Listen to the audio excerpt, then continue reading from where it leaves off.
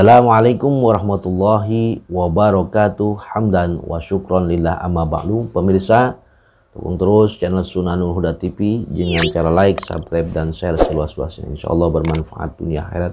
Mudah-mudahan antum semua diberikan sehat walafiat, panjang umur, barokah rizki, amin ya Allah ya rabbal alamin.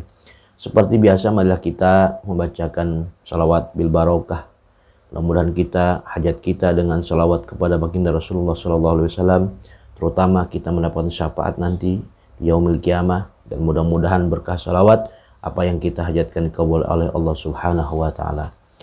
Allahumma sholli ala sayyidina Muhammadin tibbil qulubi wa dawaiha wa afiyatil abdani wa shifaiha wa nuril absari wa diyaiha wa ala alihi wa sahbihi wa sallim. Sallu ala Muhammad. Pemirsa yang dirahmati oleh Allah Subhanahu wa taala, pada kesempatan yang berbahagia ini, yang mudah-mudahan Allah berkahi kita semuanya, saya ingin sedikit membahas atau mengulas tentang sebuah pertanyaan dari request dari jamaah, yaitu dari subscriber Sunanul Huda TV tentang masalah perceraian. Ya. Apa saja poin-poinnya yang harus saya jawab, mudah-mudahan bermanfaat bagi kita semua, umumnya lebih khusus untuk pribadinya. Yaitu ada sebuah pertanyaan, bagaimana perceraian dalam pandangan Islam? Dan ketika bercerai biasanya orang mengumbar aib atau menjelekkan masing-masing ketika sudah bercerai, ya. Itu apakah bagaimana dalam pandangan Islam? Apakah ada ayat Al-Quran yang memperbolehkan tolak atau perceraian dan lain sebagainya? Dan ini yang harus kita bahas pada malam hari ini, mudah-mudahan walaupun sedikit ada manfaat. Pemirsa yang dirahmati oleh Allah Subhanahu wa taala, pernikahan adalah sebuah jalan nilai ibadah insya Allah Subhanahu wa taala. Kalaulah kita mulai dari ingin menikah, niat ingin menikah, maka ketika kita mengawali itu, niatkan ibadah karena Allah Subhanahu wa taala. Yang namanya bernilai ibadah tentunya pasti ada ujian dan godaannya yang menerpa. Maka dalam hal ini saya akan membicarakan tentang bagaimana perceraian dalam hukum Islam. Perceraian dalam pandangan Islam itu bukan sesuatu yang dilarang. Perceraian dalam pandangan Islam bukan sesuatu yang dilarang, tetapi dibenci oleh Allah perceraian tersebut. Ya. Perceraian tidak dilarang dalam Islam, tetapi dibenci, tidak disukai oleh Allah Subhanahu wa taala. Nah, ketika perceraian ini terjadi, biasanya dalam rumah tangga ini adalah jalan terakhir. Ya.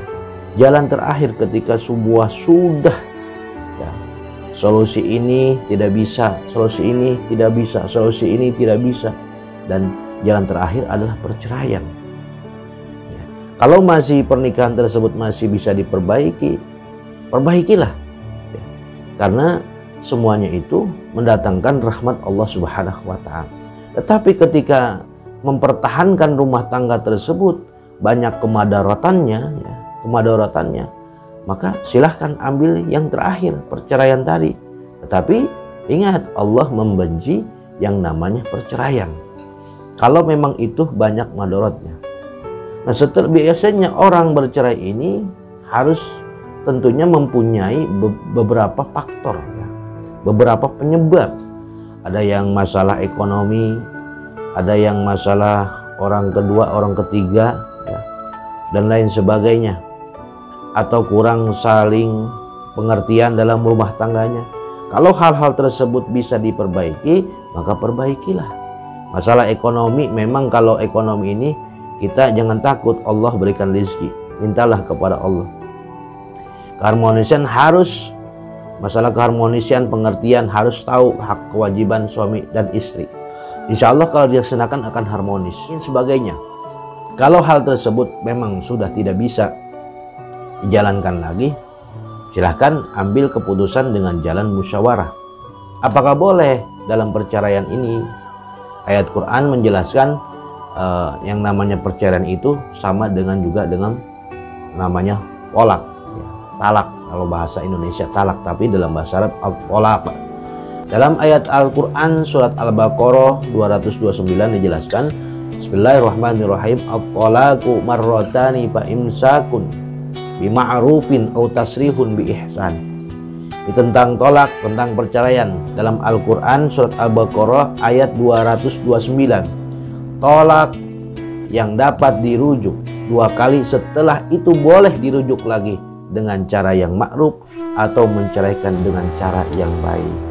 Nah, oleh karena itu, kalau memang dalam rumah tangga sudah tidak ada solusi yang baik, kalau memang harus perceraian itu yang baik, maka perceraianlah, berpisahlah dengan yang baik. Ya, ketika dalam melamar, akad nikah, semuanya baik-baik saja dengan sebuah yaitu kecintaan, keramahan. Maka dalam berpisah pun harus dengan ma'ruf, dengan bercerai yang baik, saling menutup aib masing-masing, jangan mengumbar, menjelek-jelekan suami, atau suami menjelek-jelekan mantan istri, istri menjelekkan mantan suami, dibuka aib ketika membangun rumah tangganya dahulu. Nah, itu haram hukumnya. Kalau sudah membicarakan aib-aib tentang mantan suami, tentang mantan istri karena sudah bercerai, maka itu haram hukumnya. Malah menambah dosa. Sudah bercerai, berpisah, malah menambah dosa. Naudzubillah summa naudzubillah. Maka tutuplah baik-baik. Semuanya orang mempunyai kekurangan, kelebihan. Semuanya harus bisa saling menutupi. Maka jangan pernah jauh dari agama. Dalam rumah tangga jangan pernah jauh dari agama, sebab ad-din an-nasihat, bahwa agama itu adalah nasihat. Kita ini harus dinasihati hati kita. Ya. Harta itu bukan jaminan. Ya, harta itu bukan jaminan kebahagiaan. Ya. Jabatan itu bukan jaminan kebahagiaan, tapi nasihat agama yang akan menenteramkan diri kita. Oleh karena itu, dalam rumah tangga ini binalah harmonisan dengan ilmu agama. Kalau memang jalan perkawinan atau perceraian itu adalah sebuah solusi, maka lakukanlah dengan baik-baik. Maka wallahu a'lam bishawab. Mudah-mudahan bermanfaat, khusus untuk pribadi, umumnya untuk kita semuanya. Wassalamualaikum warahmatullahi wabarakatuh.